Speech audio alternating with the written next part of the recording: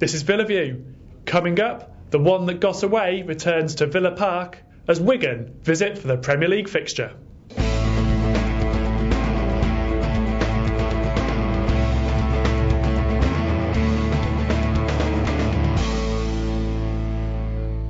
Hello and welcome to Villa View. I'm Paul Bradley and I'm joined in our Fort Dunlop studios by Aston Villa correspondent Matt Kendrick.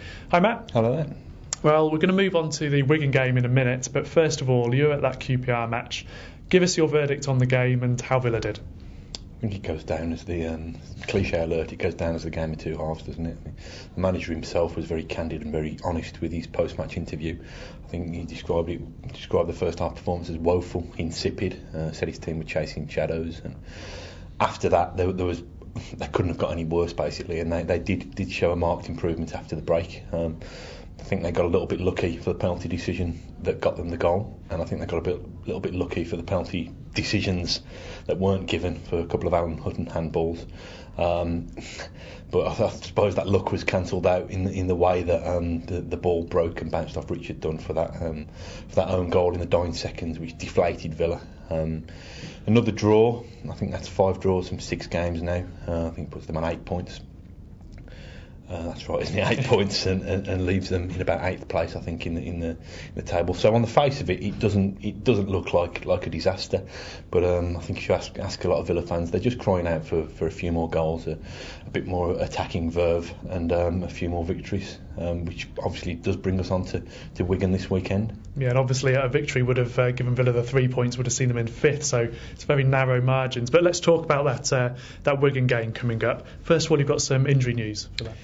Yeah, I think Villa should have five players back off the treatment table, and some very important players amongst them. Obviously, Darren Bent's had this groin strain; he's back in full training, so he should be available.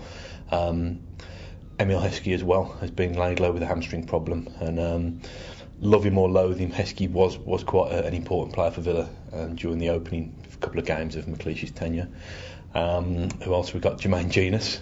I think a lot of people at Villa Park there's a lot of anticipation to see what he can bring to the Villa team. And we've got 2 others, haven't we? Kieran Clark is available again, which is just as well because James Collins is carrying a slight injury, but we're also hearing good news that James Collins should be over that. He's a big, strong lad. So add those 5 into the mix, and it should give Villa a boost ahead of that game. Excellent. And it's going to be intriguing, isn't it, when the managers walk out for that game, Martinez and McLeish, the one who got the job, the one who turned it down. What's the reaction going to be like from the fans, do you think, and what's the anticipation like for that as well? I think it's obviously going to be a kind of a subplot to the game, but I think with what's gone on since Martinez turned down the job, it's almost become an afterthought, really.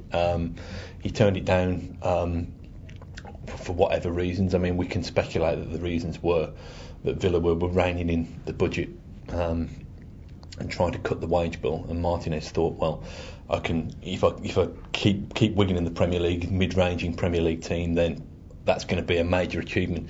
If I do the same with Villa, then the expectations are a lot higher than that. So maybe I'm going to struggle to progress my career by going to Villa, but we don't know that. I mean, Wigan haven't exactly pulled up any trees during the start of the season. The thing that you would say about Wigan is they do tend to provide kind of fairly tough opposition for Villa at Villa Park. I don't think Villa have beaten them at Villa Park in the Premier League since they've got to the top flight. But it's one of those ones where Villa desperately need the 3 points, and they could do with doing it on the back of a convincing performance. After the game, we're going to the international break, which is followed by Manchester City away, so it won't get any easier. So it's a big game for Alex McLeish and a big game for his players to try and get that victory to give Villa Park a bit of a spark and a bit of a lift. OK, Matt, well, thanks for your thoughts today, and thank you for watching. We'll be back again next Wednesday with more Villa View.